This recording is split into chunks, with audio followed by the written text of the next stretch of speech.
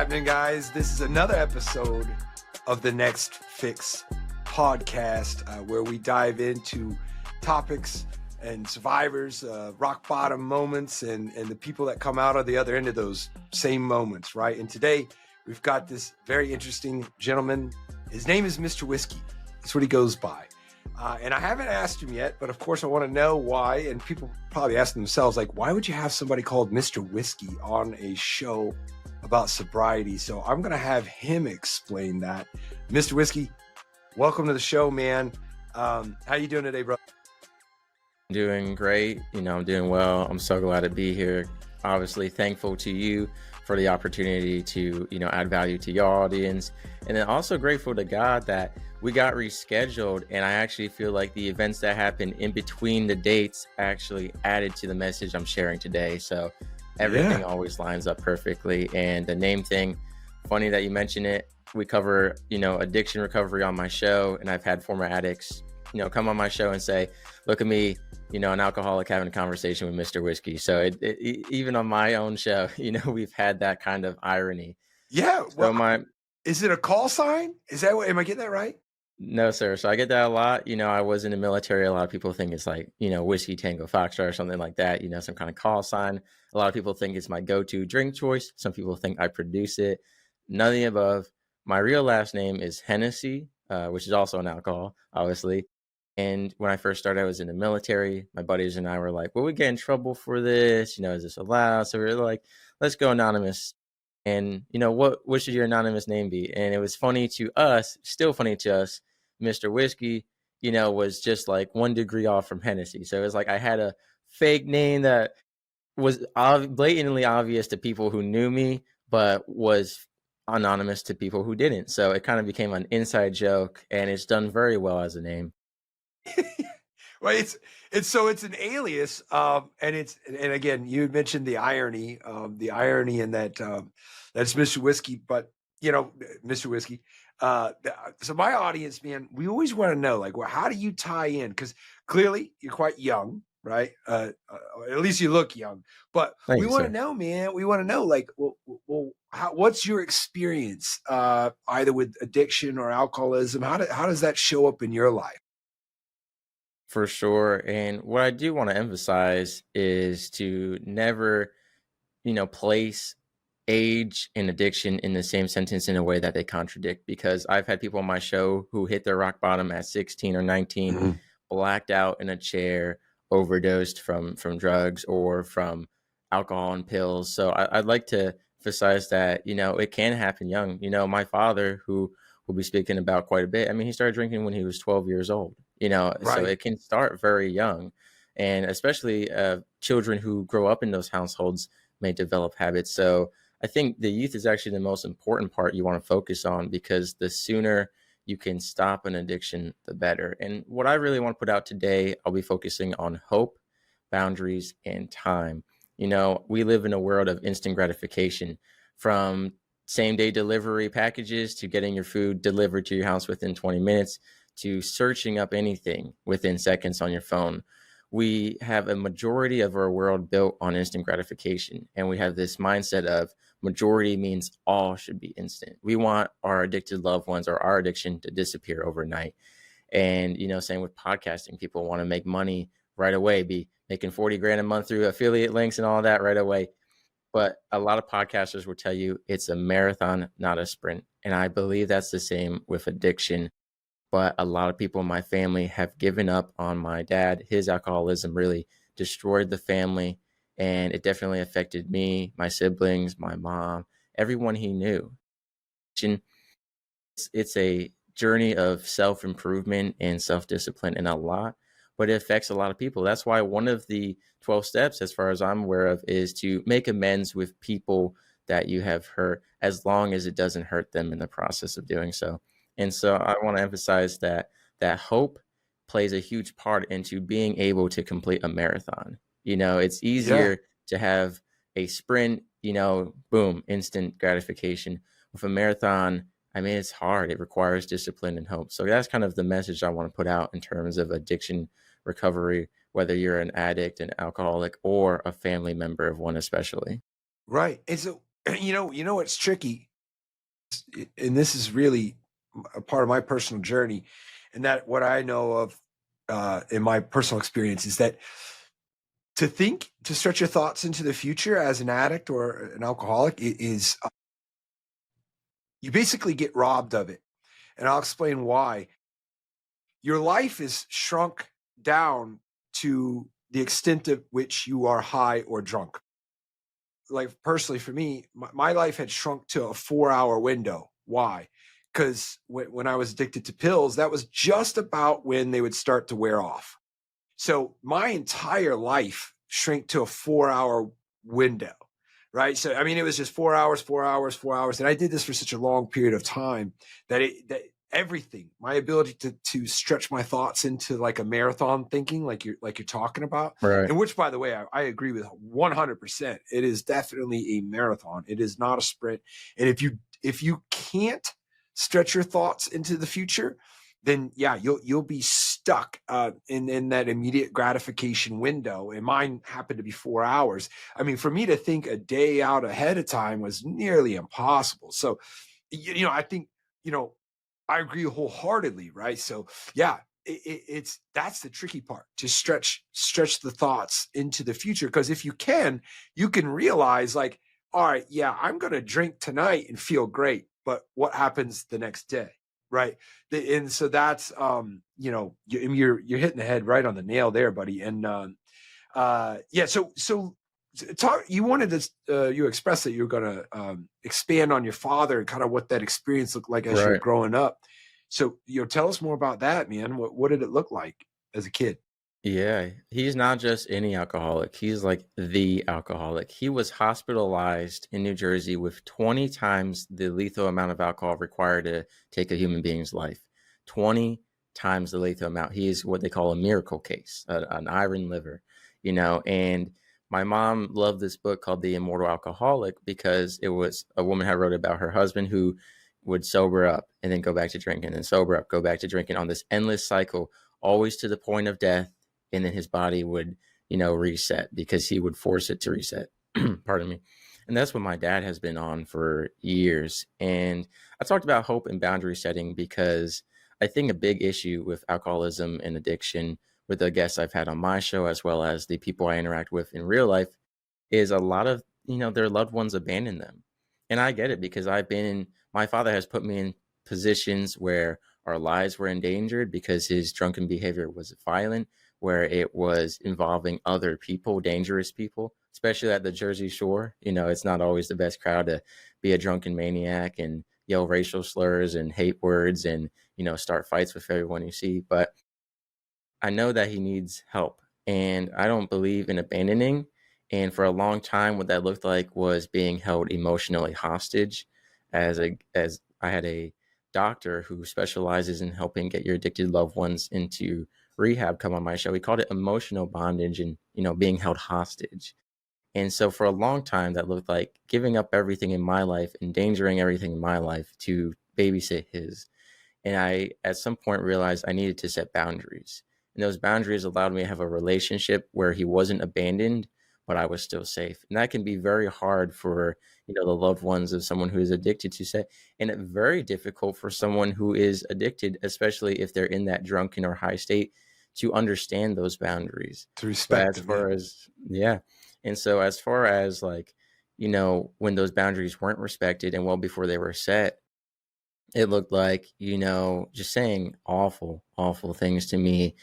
We know my father was also religiously twisted, telling me that I was the Antichrist, that the Legion wanted me to be named Damien, going over all these stories from the past, calling me, sometimes 7, 10, 11, 12 times a day, leaving these drunken voicemails, insulting me, disrespecting me, the people in my family, calling me he's in trouble. I've had, situations where I'm trying to spend time with my loved ones and the cops are showing up at the door because my father did this or that, always worrying that he's going to pass away or get in trouble. He's been in so much trouble, and he's very fortunate that he was a police officer for 20 years. I think Wow. if he was a normal, person who was an alcoholic, he would have had a lot more trouble on his hands. And the police officer led to the alcoholism in some degree. Like I said, he'd been drinking since he was 12 years old. He loved the way it made him feel, but it also helped him fight insomnia and rotating shift work as a police officer. And I actually had an expert on my show talk about how alcoholism can put you to sleep, but how it destroys your sleep and health, and how it's this artificial sleep almost. And then, of Right. course, police officers and first responders have a life expectancy of about 2 to 3 years after they retire if they don't find a new hobby or a new identity. When he retired, which is one of the biggest and most difficult transitions for first law enforcement and responders, Right. his mother, who was overly attached to, passed away at the same exact time. And so that was really where the down spiral went. And then when I went off to the military, I kind of served as a buffer and an anchor for him. That made it even worse. So when I left, it got far worse. And I could only Yeah. come back and visit him and take care of him so much, you know, when he was drinking, because I was in the military. You can't just, take a day off here Of and there. course. You're in different states. I moved multiple times. And the hardest part was that, he had gotten to the point where he needed to drink to do anything. He couldn't go to Yeah. the water park, the movies, the grocery store. He was waking up and drinking, vodka for breakfast. And by that point, it was hard for me to take care of him. And I would say a moment for me that was truly sad was he was lying down in my lap, crying, begging me to kill him, giving me stuff, saying, "Take my life, shoot me in the head, put a blanket down so it doesn't make a mess. We're Italians. We're respectful when we do it." And he had this mindset that if I took his life, he wouldn't go to hell compared to if he killed himself. And really, he's drinking to inadvertently kill himself, but not be responsible, because he believes God will not hold him responsible if his organs shut down. So it's a very traumatic, messy kind of Yeah. backstory So at surface level. this is why, I'm he has no hope, right? And so that it's a very, being hopeless is very familiar for somebody, especially Right. who drinks vodka for breakfast. And I've been there, drank a lot of vodka for breakfast, and that's a telltale sign of somebody that's lacking hope. Yeah. So I'm picking up, is he still currently drinking, or is it? So one of the beautiful things, because of our rescheduling, is at that time we were at a very bad point in our relationship where I had actually had to abandon him for Thanksgiving, because normally if I'm by myself, I can tolerate a lot of his violence, of his endangering of our lives with other individuals. But I was with my fiance at the time, and he was endangering her life as well. So I had to make the call to leave him. And I am very accommodating to him. I have a high tolerance for his behavior. Like, I paid the restaurant extra money to give us a private room because he was yelling, hard R's and F words and violent and loud. I would pay for the restaurants to put us in a back part of the restaurant that was closed off, so that I could still have some semblance of father and son time with him, because it was Thanksgiving. But it got to the point where I had to leave him. Yeah. And it was so bad that it was me driving off and him running down the street after the car. And I had cried when I saw him. For years, the mental and emotional effects of alcoholism was there. This was the first time I saw my father, and it had physically caught up to him. He was 100 pounds lighter. He was skinnier than a twig. And Yeah. I cried when I saw him, because No, hold on a second. That just got, I don't think, when you said the rescheduling, you're talking, this is like a couple weeks ago, right? this You're was talking Thanksgiving weekend. But this since past. that time, Yeah. he, of course, after I banned him, he called me, drunk, and even more. I mean, it was bad. It was one of the worst positions I've ever seen him in. And mind you, he's dried up and relapsed over 50 times in the past 4 or 5 years. He had this belief that if he had reset his liver, that if he stopped drinking for a year and a half, he could reset his liver, because he misread and skewed a book from a college professor on a case study that young people who binge drank in college could reset their livers and make sure they weren't alcoholics. He's been Right. drinking for over Yeah. 40, 50 years, an alcoholic. But of course, you want anything you can to enable your drinking. Like I said, he has 100 excuses. I'm sure you've been there. It's my Yeah. son's birthday. It's Veterans Day. It's Memorial Day. There's a holiday every day. It's a nice day out. It's sunny out. Or as my Yeah. dad has done, it's just wine. It's just White Claw. It's not vodka. Only vodka counts. It's just soju. After I abandoned him, which I cried. I didn't want to have to abandon him because I'm the only person left in the family who still has hope in him. Everyone else says he's always going to be an alcoholic. He's going to drink himself to death. That's his fate. I don't believe in that. I have people on my show almost once a week. I have a show on addiction recovery who have changed their lives. And if we don't hope in him, he can't hope in himself. Like you said, sometimes a lot of alcoholics just give up hope. This is my fate. My family left me. What reason do I have to stop? I don't care about my own life. A lot of times they don't care about their life. And I've had my father say to me, son, Mr. Wiskey, I love vodka more than you. That Yeah. hurts. That hurts more than my life. I'd rather be dead drinking than alive dry. But after I left him for Thanksgiving, after the slew of drunk voicemails getting worse and worse, it was dead silence for a few days. And I knew that meant he had stopped drinking, because he always stops at the point where his body starts to shut down. He gets super sick because he doesn't want to go to the hospital again. Like I said, 20 times the lethal amount. So he drinks heavy, and he Yeah. combines it with drugs now, which is a whole story on its own. I reached back out, and he was, quote, sober, and he was dry for like 24, 48 hours, but any time counts for him. And I said, I go on shows, and on my show I always preach about hope and helping people. So I wanted to take a big step of faith, and I said, Dad, if you stay like this, I'll host you for Christmas. I'll have you come down to my home, because I don't mind going where he's going, and if he acts drunk and starts fights and gets the cops called, that's on his turf. But And bringing you him into leave. my home is Yeah. Right. different. Meeting my neighbors, my loved ones, restaurants that I don't want to be banned from, communities I don't want to be banned from. But I wanted to take that leap of faith, because every time I've tried to have him stay sober to see me for my birthday or his birthday, he's always failed. But after Thanksgiving, after he ran down after the car, I think he felt something different. I don't know why. I just felt that way. I want to believe that. And he did it. He came down here. He just left a few days ago. He was completely dry. He was normal. It was the first time he acted like this in over 2.5 years. And it was the most, semblance of normality that I've had. And I wish my mom and sisters could have experienced that, but they've abandoned him, And I made it clear, if you come here and you get to your 20 times the lethal amount, I said, you're going to be on your own. Like, I set boundaries, but he came here, he was willing. It was a last minute flight, spent $1,100 to come see me, and he behaved himself. And he said, son, I want to see you again in the spring, and I'm going to try this time for sure. And Yeah. my mom and my sisters, they're just like, we've heard that. I'm going to try to stay sober 100 times. And I said, you never know when it's going to be true. When it's And going you to have to stick. hope in that.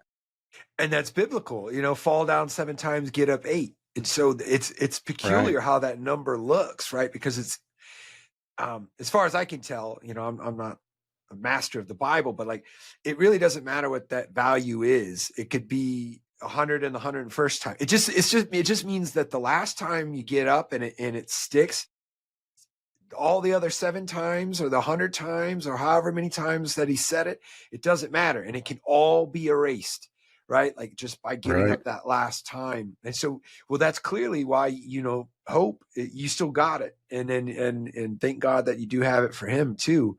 Now, so, he went home, and, I'm no fool. Like, is there a risk that he could fall back again? Of course. But like, once that hope is gone from all angles, right? Then, I see where you're at, man. And that means a lot to him, believe me. Now, it's also very impressive to me. It's such an advanced role that you're playing to set up those boundaries, stick to your ground, because that makes all the difference in the world for somebody. I remember everybody that made boundaries, carefully.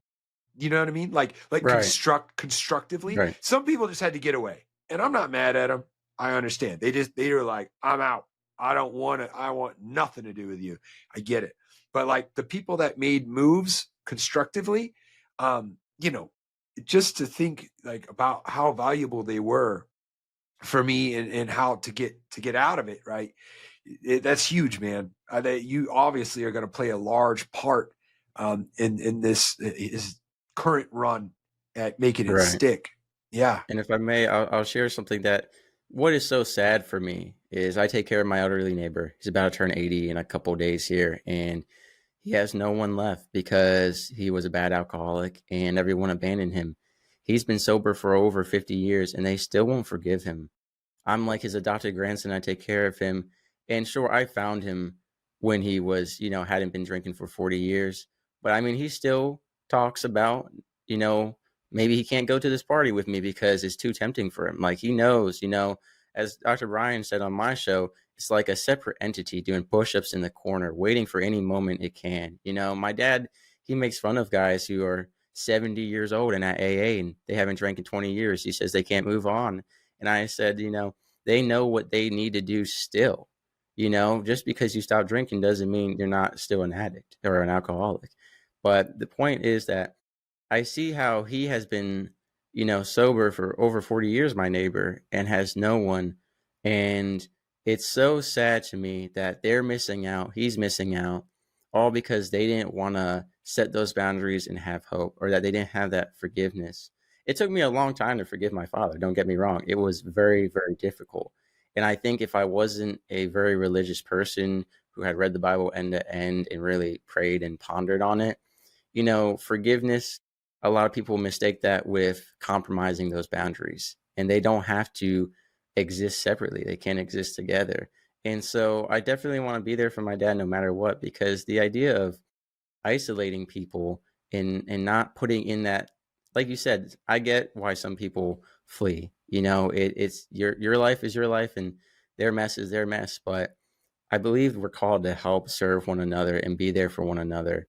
And you can set things up to be there for one another even during those times. And if you have to put in a little extra work, that's a reflection on your character. Like I still love my father. He's said some awful things when he's drunk. He's done some awful things. He broken open my mom's whole skull. Half her face is made out Oh, of metal. He verbally and emotionally abused my sisters and I've seen him try to hurt innocent people. Like he's done some awful things. And at the end of the day, I'm not God. It's not my place to judge what he has done right or wrong. My place is to help try to steer him on the right course.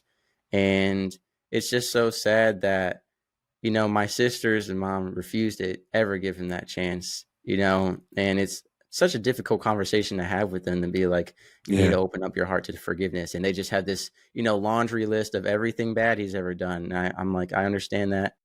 And I understand you don't want to put in the work and live your own life. But I picture my neighbor over here who sits by himself. And I just think he did all the right things. And sometimes he's like, why did I even bother getting sober to sit here alone? So that's why I think it's so important to be there so that, like you said, they have someone who hopes in them and something to hope for. Right, He's right. waiting to see me again in the spring. My neighbor is waiting, hopefully one day, that his family will come back together. And my dad, same thing. He wants reconciliation with the family. So just like, I mean, I think about how any of us who are alcoholics could have ended up with a life so differently if we didn't have those people hoping for us. I think same with you. You could have Yeah. been, we wouldn't be here talking right now. You could have been in a Right. cardboard box for all we know? Yeah. Now, I will say though, when I chose the word advanced, I meant that I chose that word very specifically. From what I can tell by just hearing it in your voice, man, you're a different kind of person. And so Thank that you. is a blessing that you're using this one as a launch pad for your own father's sobriety and his health. Two, being a rock for your family, and then three, spreading that energy, that character that you've built in these troubles and difficult times, and you're spreading that in your own message, your own show, your own brand, your own, all of that. But you don't make any mistake about it. That you seem like a rare gentleman, right? So like, and this is why sometimes I have a little. I do have room for people clearly that have chosen to like just get away and escape. It's like, okay, not everybody's cut out to be Mr. Whiskey, as Right. because that's what I'm saying. And it is a true blessing about who you are clearly. Sometimes I don't fault the people. I'll tell you what I did when I was starting to get sober. I had two really, really close friends that I had wronged big time. And so once I got sober, I told them about it. They didn't believe me. So I showed up on the doorstep One of them lived in Las Vegas, so I showed up there and I lived with him for a month. That's what it took. Sober. There was alcohol everywhere. I stayed sober. And that's what it took. A whole month of me waking up every Right. day, and he saw it. And then I went to Colorado, same thing. Now, the second friend, I think I may have done too much damage. So I don't think I really, like, he saw me and believed me now that I am sober, but I also know, I feel that I really hurt him so bad. I cut him so deep that we haven't really bonded back together again. I mean, we're a heck of a lot better than we were, but it's all of the, we're all these unique beings, and we carry our luggage around, and our emotional hurt, and our scars. And so, yeah, it's it's tricky, right? For sure. It For is sure. hard. I think with my neighbor who's alone and my dad, what I kind of want to make the point is, if you can't be there during the alcoholism, during the messiest days, at least be there for the return when they get sober. I know, like you said, I totally get the being hurt too deep. Like my mom, I know will never forgive him. I mean, he broke her skull. I get that. But I think for those lesser pains, or even if you have those deep cuts, returning, that's adding to their sobriety. That's adding to the value of, why should I even be sober? I think that adds to that. And you don't have to be best of friends again, but to know that they at least are proud of you and recognize your sobriety, that can be a huge boost. So I really encourage the people, who are loved ones of addicted individuals, to at least be there for the return, because I totally understand not everyone is cut out to be there during the messiest days. People have Yeah. careers, loved ones, their own lives, but at least be there for the return. And maybe that's just one day, a little sobriety party, or maybe that's a text or a phone call even. But all it Right. takes is a single conversation to change a life and to spark change. So that's why I think at least giving that phone call and saying, I heard you're sober now, and here are That's some huge. things you can make amends for, but I'm proud of you. Like, encouragement is so important. And even in my episode on stroke rehabilitation, we went over a couple of different scientific case studies and books written about how praise and encouragement affect the brain and neuroplasticity. Same with addiction recovery. It's so important. Yeah. So, well, let us know what's going on with Mr. Wiskey, though. I mean, we've heard a little bit about your father, and that's a blessing. For sure. And you've kind of lightly touched on your show, but like, what are you up to now? Like, you served in the military, and so tell us about what's going on right now in your world, man. Like, what is this? What is this all about? It's interesting that a lot of people kind of have two projections for your future. If you're the son or daughter or child of an alcoholic, whether that's both parents or one, they say either you're going to be an alcoholic or you're never going to touch alcohol. A lot of people don't believe there can be an in-between. And I was one of those people where I swore to never have alcohol ever. I saw what it did to my father. I saw what it did to the people he cared about, the people who cared about him. Not just my father, but so many. I don't remember the statistic, but it was like 1 in 5 people are an addict. And, like 3 in 5 people know someone who is an addict, something like that, so it's very common. I've seen it, especially when I went in the military, you saw even more of it. A lot of military members come from traumatic backgrounds to begin with. And then obviously they develop, I've seen a lot of alcoholism developed in the service. Right. That being said, my best friend from boot camp, he said to me one day, he goes, Mr. Wiskey, it's honestly not your choice to not drink ever. I said, well, what do you mean? I have the self-discipline that I'm never going to touch alcohol. He goes, yes, but technically all you have is this fear. You've never had alcohol. You've only seen how it affects other people. So really, you need to drink alcohol and then never drink it again to truly say it's your choice. And I told him, I said, well, I'm going to write a note ahead of time that if I become an alcoholic and ruin everyone's lives, it's going to have in big bold letters your name right in the middle saying this was your fault. This is what you said verbatim. He goes, all right, I will take responsibility. And so I actually ended up trying alcohol. And you know what? I didn't become a monster. I didn't become this awful person. And my father, I will say my dad, he knew how it changed him. He always preached to his kids, never touch alcohol. You will become like me. Don't ever drink. And so he exaggerated a lot of it. I thought people who drank had absolutely no recollection from the time they started drinking to afterward. I thought changed their mind in completely different ways. Like I really Right. thought I had this skewed vision of it, but I drank and none of that happened. And then for a long time, I didn't drink again. I made it my choice in accordance to, my best friend from boot camp, his requirements. But now I do drink on occasion, but I only drink socially, and I only drink if it's a really good time.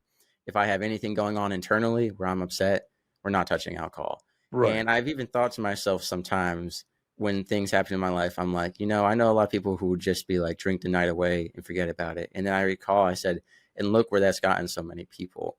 So I make sure I have I have a collection in a fridge full of alcohol that never gets touched. People always gift me alcohol. They're like, Mr. Wiskey, It's here you go. interesting. It's so funny.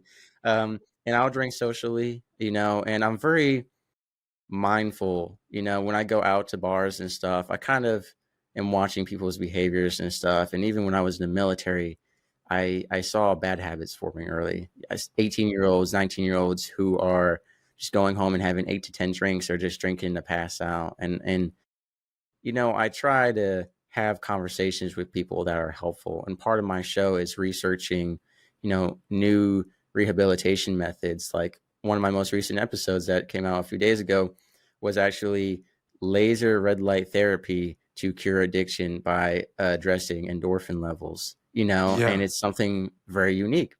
I've talked about, rehab, about therapy, about fitness, about all these different mindset shifts, these different physical ways. And so So I'm is not it, sure. let me ask, is it all through the lens of rehab, or is it all through the lens of substance abuse, or like what kind of vantage point are you tackling some of these topics? Yeah, so I mean, my goal is to help people to add value, to offer up different alternatives that they may not know of. I never know.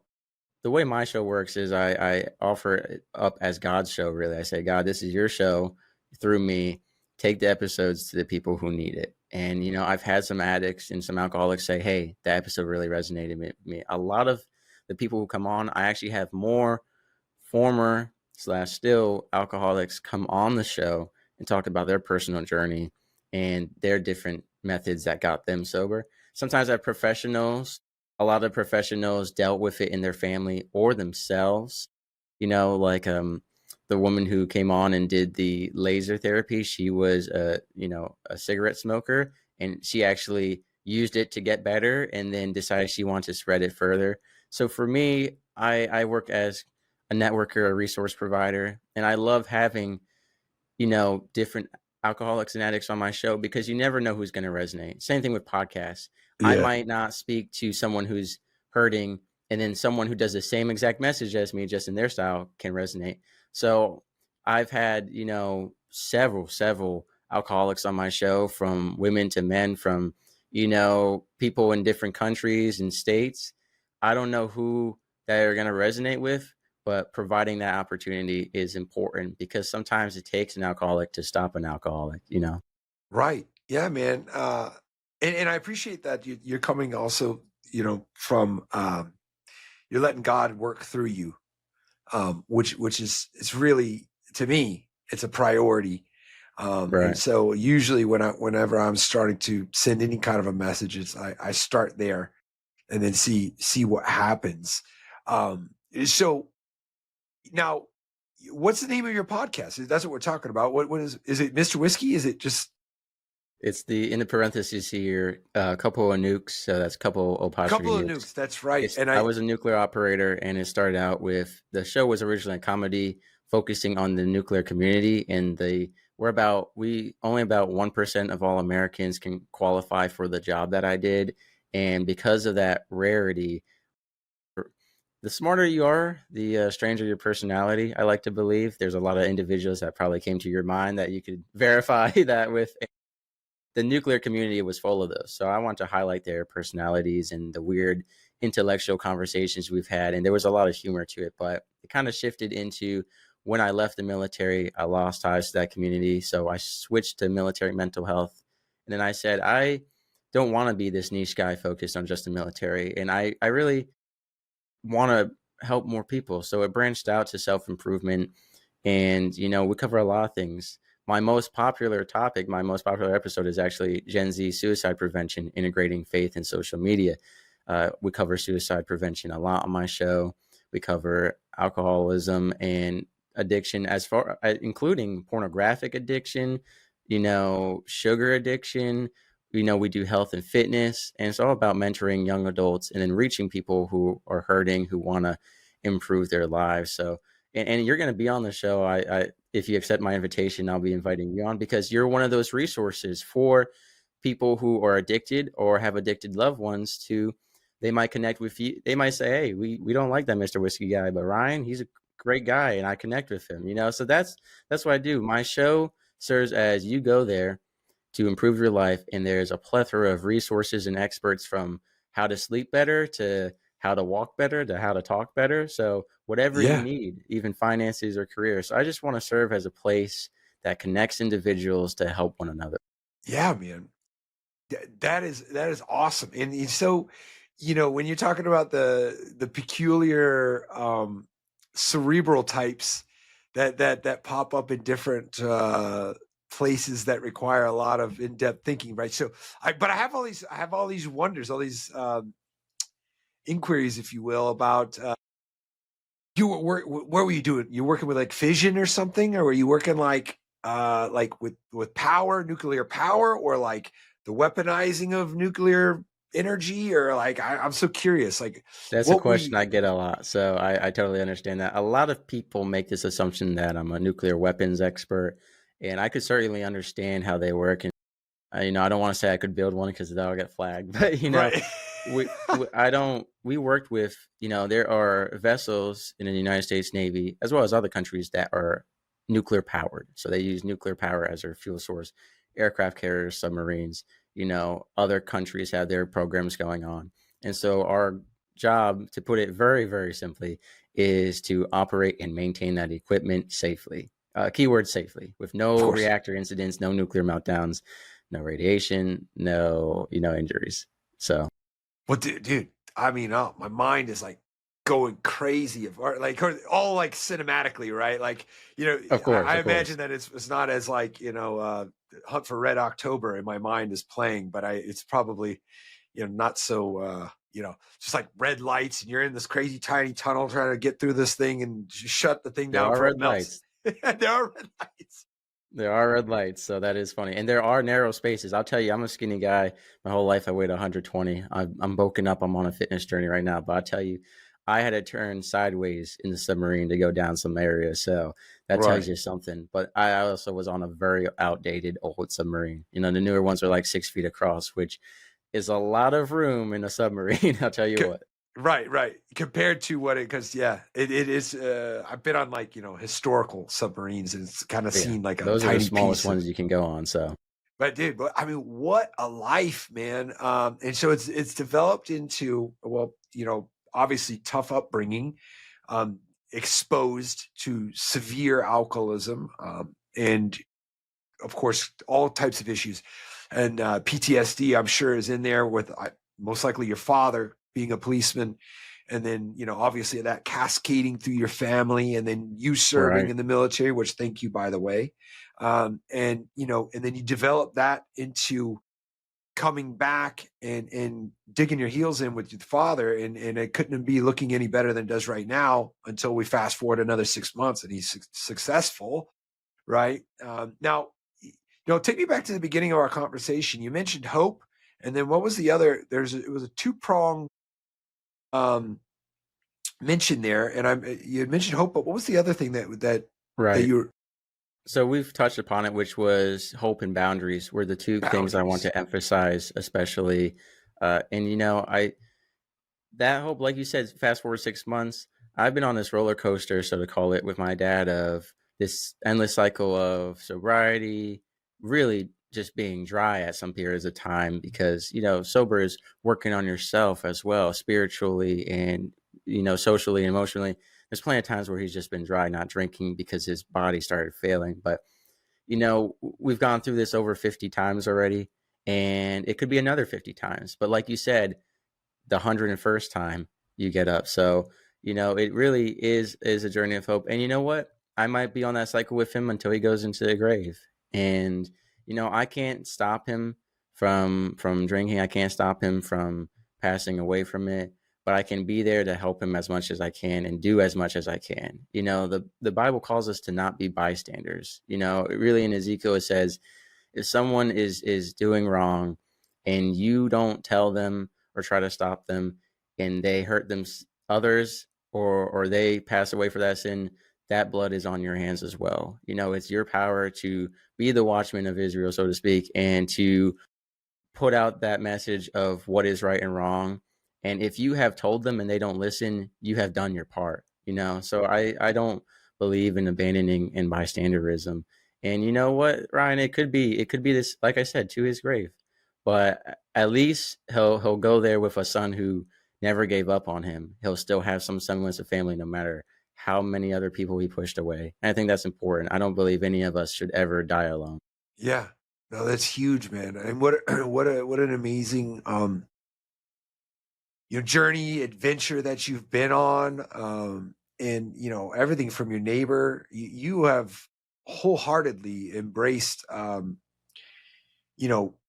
recovery angle of it. And you clearly have been exposed to the darkest parts of this, man. And so speaking on behalf of, addicts and alcoholics out there everywhere, man, is we need people like you, right? We need people that can understand from the outside and people that understand from the inside. But it's such an interesting approach that you have, man. It's so valuable in this space. You're doing some really, really good work. So, well, tell my audience, how do we see more of you? It's called A Couple of Nukes is your podcast, right? Tell us about where to find you, man. Websites, everything, handles. For sure. Actually, it's great having such a unique name for my show. Definitely deters some people because they think it's about like blowing people up. But, if you type in couple O apostrophe, couple O nukes, because I'm Southern, the couple O nukes, the website and the podcast show up on the first page of Google. The website's like the third link. And I highly encourage my website. Of course, there's plenty of hot pictures of me on Instagram and resources there. But if you go to the website, it has the episodes categorized, and there's a whole section on just addiction and recovery. There's a mental health section, a faith-based section, but it's great because, like I said, I serve as a resource center where you want to improve your life. And here on the website, here are the categories, and you can find what best suits you. And I also have every guest who's ever been on my show, a picture of them, their website links, their resources, including their books on recovery, whether that's being an addicted loved one or serving as a loved one to someone who is addicted. So I highly encourage checking out my episode in my website, which has my episodes, as well as the episodes of other shows I've been on. So it has every show I've been on. Right. And then it also just has, a discount page with all resources, including several free books and guides for self-improvement and other programs. So. I love it, man. And I'm going to have all that in print for everybody. Awesome. When we go live with this show, which will probably be this upcoming Saturday, which that's the 11th. But yeah, man, I love what you're doing, brother. You're a great son. You're probably a killer fiance, and then and I'm sure probably fatherhood's not too far off of your future either. Am I right? I am very hopeful for that, and to some degree, I'm very glad that I've had this upbringing because it's taught me a lot of what not to do. And I used to really worry that I was going to be like my father. And a petty officer in the Navy said to me, Mr. Wiskey, if you're already mindful of it and thinking that you don't want to be like him, you're already one step further than he was. So yeah, man. Yeah, and I'm in that same boat, brother. So yeah, it is. If we choose to look at it this way as a blessing, even the hard moments, man, it's all meant to be. There's a reason why God carries us through these difficult challenges, and that's to build the kind of character that can show up when it really matters. Right. So again, man, I really appreciate you being on the show, Mr. Wiskey. Guys, until the next episode, I'll see you.